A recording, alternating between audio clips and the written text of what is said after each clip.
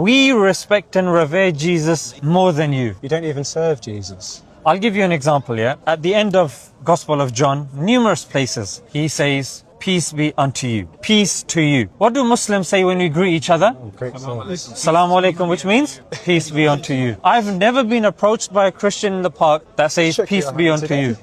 We take the words of Jesus. In the Garden of Gethsemane, Jesus put his head on the ground. Abraham put his head on the ground. Moses put his head on the ground. Muhammad, peace be upon him, put his head on the ground. Muslims put their head on the ground. Jesus and the prophets, they grew their beards. We grow our beards. Jesus actually says the declaration of faith that the Muslims say in John 17:3, when he says, the only true God is the Father. And then he distinguishes himself as someone sent by him. That's our declaration of faith. I testify there's none worthy of worship besides Allah, and I testify that Muhammad is a messenger of God. If Jesus was to come back today, he looks at the Christians. They go to church once a week. They sing hymns. They're sitting on altars in their suits and their ties. They're worshipping Mary. The Catholics, they worship Mary. On Sundays, they eat. The Eucharist is actually the body of Christ, and the wine is actually the blood of Christ. Spiritual cannibalism. They say that's Jesus.